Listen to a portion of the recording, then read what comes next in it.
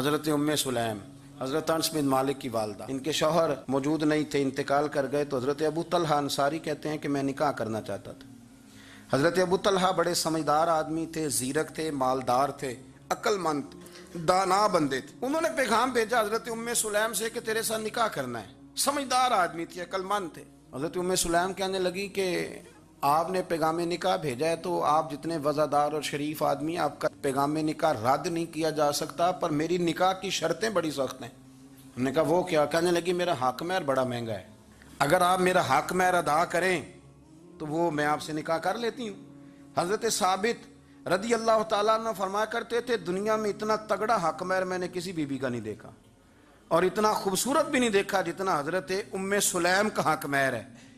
حضرت ابو طلحہ کہنے لگے بی بی تو حق مہر بتا، تیرا کیا حق مہر ہے؟ دیکھو ان لوگوں کا ایمان کتنا مضبوط تھا، تعلق کتنا گہرا تھا۔ ام سلیم کہتی ہے حق مہر دے دو، اور جو لفظ انہوں نے بیان کیے وہ اتنے شاندار ہیں کہ وجد کرنے کو دل کرتا ہے۔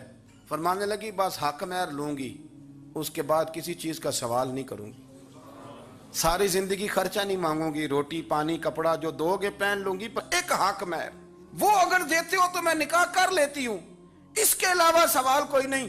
حضرت ابو طلحہ کہنے لگے بی بی بتا تو صحیح حق مہر کیا، تو رو پڑی۔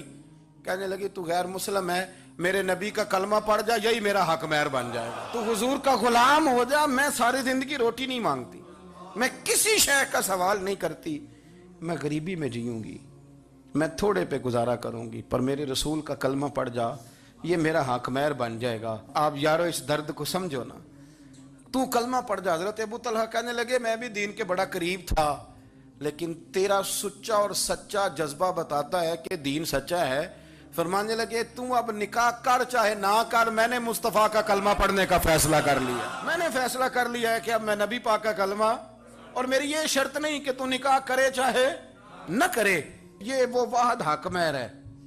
ایک بی بی نے حق مہر لیا ہے کہ تو کلمہ پڑھ، تو کلمہ پڑھ اور میں تیرے ساتھ نکاح۔ اللہ کرے اب بھی بیویاں ہوں جو کہیں کہ پہلے نمازی بن، قرآن مجید یاد کر، پہلے شریف النفس ہو، پر یہ تو بیویوں کی شرطیں نہیں۔ بیویاں تو کہتی ہیں قبضہ دے، تو اپنی کنجیاں دے، باقی کسی چیز کی ضرورت۔ میرے رسول کریم علیہ السلام کے غلاموں کی دین کے ساتھ جو کمٹمنٹ ہے، دین کے ساتھ ان کا جو گہرا مضبوط ربط ہے، اس ربط کا انداز یہ ہے کہ عورتیں بھی کہتی ہیں کہ آپ کلمہ پڑھ جائیں، ہمارا حق مہر ہو گیا۔